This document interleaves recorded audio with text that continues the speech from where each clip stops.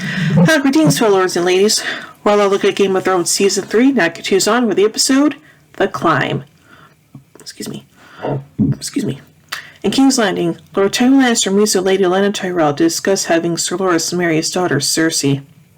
They trade barbs about Cersei's age, her capability to have more children, and accusations of incest with Jaime, as well as Loras' well-known homosexuality. Tywin is adamant that Cersei, whom he calls the kingdom's most beautiful woman, should marry Loras, the kingdom's most handsome and desired bachelor, but Lena blatantly refuses to consent, hinting that Joffrey is a result of incest. Tywin replies that if that is true, he has no right to the throne and the Tyrells just threw a flower into the dirt. Lena says she will not risk throwing another flower into the dirt if Cersei cannot bear heirs for the Tyrells.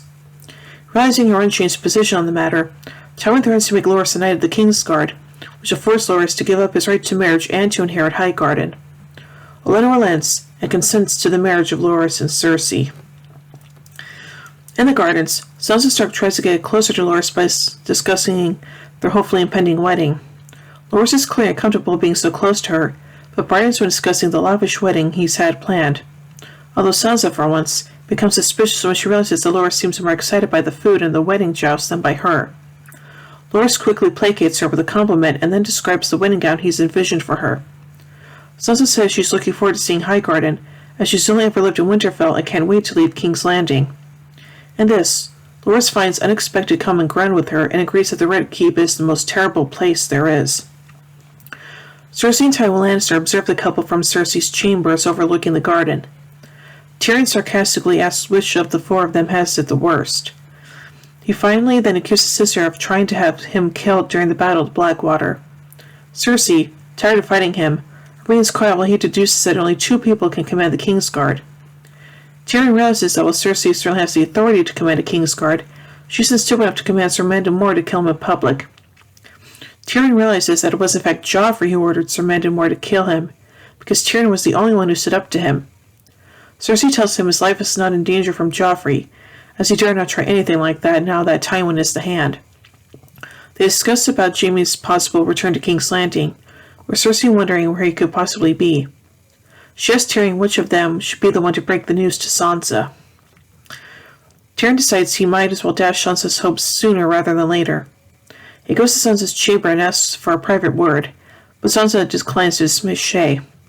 Tyrion gives Shae a carefully coded apology for not telling her in private before breaking the news to Sansa.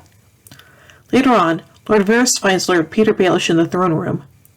Varys and Baelish discuss the Iron Throne and the pageantry and propaganda that creates nations and cements dynasties. Varys asserts that he serves the realm, but Baelish scoffs that the realm is an invention of Aegon the Conqueror. Baelish tells Varys that he is aware of Varys' arrangement with Ross, and that he has given her to a friend who is eager for a new experience. Baelish revels in the chaos that he has caused, likening chaos to a ladder for those brave enough to climb, rather than a pit to be lost in, as Varys and everyone else sees it. Elsewhere, Sansa weeps as Baelish's ship departs. Both of her plans to leave King's Landing in tatters. Meanwhile, in his bedchamber, Joffrey coldly contemplates Ross's quarrel-ridden corpse. Ugh. Anyway, elsewhere in the Riverlands, the hideout of the Brotherhood without banners outside of Hollow Hill, Aegon trains Arya Stark with a bow. Arya spots someone behind her target, which is revealed to be Melisandre and a small group of Stannis Baratheon's men. She speaks to Thoros and High Valyrian, demanding to know what became of his mission to convert Robert Baratheon to the worship of the Lord of Light. He willingly tells her he failed. Melisandre is brought to the Brotherhood's hideout and is shocked when she learns of the six deaths of Beric Dondarrion, exclaiming that Thoros should not have that kind of power. Thoros counters that he has no power. He asks for favors and the Lord of Light sees fit to grant them.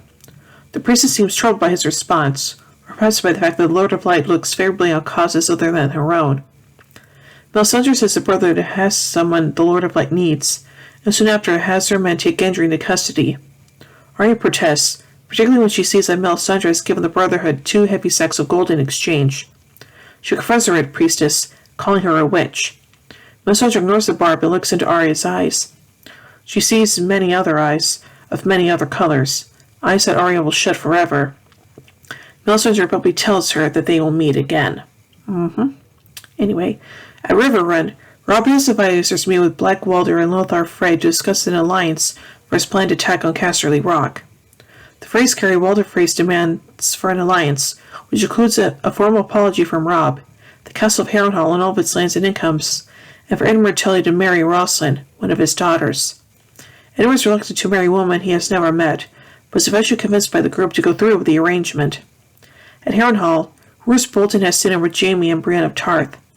Bolton tells Jaime he will send him to King's Landing as restitution for his lost hand, but on the condition that Jaime will swear to tell his father that Bolton was not personally responsible for maiming him. Jaime assumes that Brienne will accompany him, but Bolton intends to keep her with him, under arrest for abetting treason. Okay then. Anyway, in the north, tensions rise at camp between Osha and Mara Reed before Bran Stark diffuses the situation. George Reed experiences a seizure while sleeping, and Mara explains they are caused by his visions. Jojen then tells Bran that in his vision he saw Jon Snow with the wildlings. Elsewhere, the cleaning boy awakens Theon Greyjoy to continue torturing him. The boy threatens to remove Theon's pinky finger if he cannot guess the boy's true identity and their current location. He gives the impression that Theon guessed right when Theon identified his younger brother Torrhen Karstark, Rickard Karstark's son, and that they were in Carhold. But then, the boy tells Theon he was lying, and begins feeling Theon's finger while telling him that he is torturing Theon only for his own amusement. Ugh. And finally, beyond the wall, Sam and Gilly get stop to camp during their journey to the wall after having fled Craster's Keep. Sam shows Gilly the dragonglass dagger he found at the Fist of the First Men, tells her about Castle Black, and sings the Song of the Seven. At camp at the base of the wall, the wildling party led by Tormund prepare to climb. Jon and Ygritte talk about their pending climb and their relationship. Ygritte reveals she is aware that Jon is still loyal to the Night's Watch, but tells him he must be loyal to each other instead. While climbing, Ygritte strikes the wall and causes a massive crack, which dislodges a large sheet of ice, sending several wildlings to their deaths. Ygritte join him precariously by their safety rope. Aurel decides that Tormund cannot continue climbing with the weight of Jon Ygritte's body pulling them down and begins cutting the rope. Jon sees what Aurel is doing and barely manages to swing to his left and plant a hook in the ice, saving himself and Ygritte. They reach the top of the wall, and Ygritte is awed by the view beyond the wall and to the south, before she and Jon share a passionate kiss. Aww, that's sweet. So now let's take a look at some notes surrounding this episode. The Dragonstone Essos storylines and associated characters don't appear in this episode. Marjorie, Bronn, the Hound, and Talisa do not appear, although their associated storylines do. The music playing over the credits of this episode is a rendition of Jon Ygritte's theme. On the official soundtrack release, it is titled, You Know Nothing. Several viewers have expressed concern that Loras talks about having French sleeves on his clothing, where real-life France doesn't exist in the fictional world of Westeros. Checking the subtitles, however, reveals that Loras actually said fringed sleeves, not French sleeves. The scene between Thoros and Melisandre, which was invented for the series, is the first time High Valyrian has been identified as such. The Low Valyrian that was a plot point and now its watch has ended was simply referred to as Valyrian, and also the first time it featured an extended dialogue. It's also the first time that the Valyrian aphorism Vela Margolis is given its proper response, Vala Dohaeris, on screen. Neither term is translated in the subtitles, however. In the books, Arya Stark actually knows High Valyrian. She is a nobleman's daughter, so she received a full education from Maester Luwin as befits a girl in her high station, and the secluded lessons on High Valyrian. It is the equivalent of a medieval noble lady receiving Latin lessons. On the other hand, Arya is the only 10-year-old girl who took some lessons in a foreign language, and thus she doesn't know it particularly well, compared to Tyrion Lannister, who as an adult has devoted many more years of study at High Valyrian, and is as capable of reading books written in High Valyrian. Characters from Braavos Arya encountered do remark that High Valyrian needs a lot of work. Also, she only learned the spoken language, not the system of glyphs used in the written language. Thus, it isn't clear if Arya would understand two fluent High Valyrian speakers talking at a fast pace. She might understand some of what Melisandre and Thoros are saying, but not catch all of it. When asked about this, linguist David J. Peterson said that, quote, I'm almost certain she doesn't understand it well enough to follow any conversation at all. Sansa probably knows more High Valyrian than Arya, and I bet even she couldn't follow a conversation. Thus, the scene probably didn't mean to give the impression that Arya really understood what Thoros and Melisandre were saying. The subtitles of Thoros and Melisandre's conversation reveal the Lordite's proper name to be R'hllor. However, they mistakenly spell it as R'Hollor on screen. Language critic David G. Peterson explained in a Twitter post that this was simply a typo. Peterson also explained on his blog that R'hllor is a word from the Ashayi language, far off in the east of Estos, where the religion originated.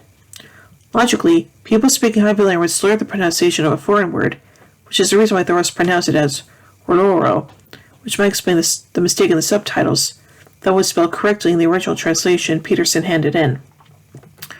Macy Williams is right-handed, but plays the character Arya Stark as left-handed, as she is in the books. Thus, this was seen in the first 2 seasons when Arya wielded her sword left-handed. Note that in this episode, Williams also takes left-handed position during archery practice with Anguy.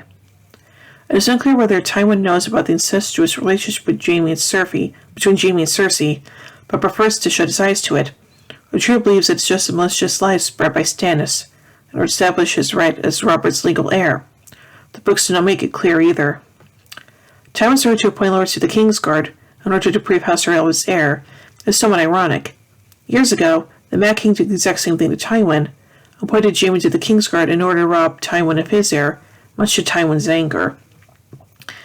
Actual dead rabbits, not props, were used in the scene where Osha and Mira are arguing over skinning rabbits they've caught.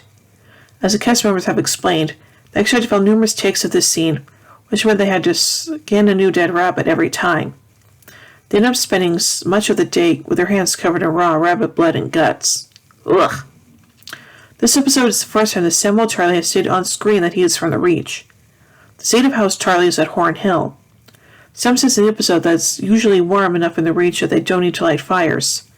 In the books, Sam says that he never even saw snow before he came to the Wall. This is the first time the series has established in dialogue that the Wall is 700 feet tall, 213 meters.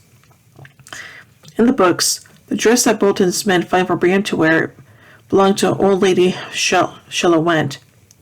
Partially, Bolton's men presented the dress to her as it was the only dress similarly large enough to fit her, but they also did it out of deliberate mockery, as the dress still does not fit very well and Brienne looks absurd in it. Lady Shallow was a fat, bent old woman, so the proportions of the dress are still off, and the front of it so loosened that Brienne has to be careful that it doesn't fall down and expose her breasts. For the TV series, however, costume designer Michelle Clapton explained in the episode guide that she decided that it would be more interesting if Brienne's discomfort in the scene was psychological, due to a rejection of the stereotyped gender roles in the Society of the Seven Kingdoms. Brienne would actually be more uncomfortable if the dress fit her well, as this would be forcing her to conform to established norms of feminine clothing and beauty. As Clapton said, quote, I want Brienne to put on a dress and look rather good in it, but be horrified about having to wear it. It's meant to reveal a bit of cleavage in the shoulders, which for Brienne is mortifying. The last thing she wants is to be portrayed as a woman, and in a way, to look as good as a woman makes it worse. So we decided rather to go for a dress that looked good, but it was her sense of horror that made it comfortable. Critics generally treated the climb as the weakest episode of Season 3. Leo and Linda of Westeros.org gave their opinion that no outright mistake was made, but simply, after the massive plot climaxes that occurred in the preceding 4th and 5th episodes, and now His Watch Ascended and Kissed by Fire, which are felt to be 2 of the season's strongest episodes, the storyline physically needed to slow down to introduce more setup for future plot lines. Quite simply, after 2 episodes in which Daenerys dramatically steals an army of Unsullied, then Robb Stark executed Rickard Karstark, Jaime confessed why he really killed the Mad King, and Jon Snow had sex with Ygritte. The climb had to slow down to explain the subtle political intrigues going on back in King's Landing, with much of its plot focused on the intrigues between the Lannisters and the Tyrells about who would marry Sansa Stark. It needs to be remembered that the story of the entire season is an organic whole, and there are no standalone episodes in a book adaptation. Much of the setup introduced in this episode has payoff later, i.e., Bolton freeing Jaime is the first sign that he isn't acting in Robb Stark's best interests, and even Jaime knows that Bolton would only free him if he thinks Robb is losing the war to Tywin at this point. Ultimately, the stories are filled with introductions, rising action, and climaxes. Episodes 4 and 5 reveal the climaxes, But once these were finished, episode 6 had to shift back into slow introductions of new plot lines. The TV ratings bear out these opinions that The Climb was the weakest episode of season 3. Ratings in the first half of season 3 were steadily climbing, to the point that Kissed by Fire was the highest rated episode in all 3 seasons of the TV series at about 5.35 million viewers. The Climb actually outpaced this slightly at 5.5 million viewers, but the immediately following episode, The Bear and the Main Affair, slipped back down to 4.84 million viewers. Of course, rather than jumping to the conclusion there was something wrong with The Bear and the Main Affair, which made fickle viewers change channels mid-episode, it must be remembered that TV ratings for a single given episode are usually a reaction to how good or bad the preceding episode was. This drop is registered by episode 7 was a really good reaction against episode 6. In any case, after this drop in ratings still increased again, until by the season 3 finale there were an estimated 5.39 million viewers. Of course, even the lowest ratings from season 3, even the sum for episode 7 as a reaction to episode 6, The Climb, were still higher than all of the ratings for seasons 1 and 2. The only small exception is that the ratings for the first and second episodes of season 3 were slightly lower than the surge of ratings which occurred for the season 2 finale, which itself was bolstered by fan reaction to the Battle of the Blackwater in the preceding episode. Still, even the first and second episodes of season 3 had higher ratings than all the other 9 episodes of season 2. And from episode 3, Walk of Punishment onwards, all episodes, even including The Climb, had higher ratings than any episode in season 2. Moreover, there were no rating slumps for episode 9 of season 3 as there was in seasons 1 and 2, which aired over the Memorial Day holiday in the United States, because HBO opted to avoid the holiday altogether and just skip a week. The decision worked as ratings were indeed unaffected by the skip. Interesting. So overall, yeah, I don't think this is a bad episode, and as a matter of fact, I think it's kind of enjoyable, so yeah. So overall, I give the episode The Climb 3 Iron Thrones out of 5. Well, anyway, tune in tomorrow as we take a look at the next episode, The Bear and the Maiden Fair. So, until then, remember everyone, winter is coming.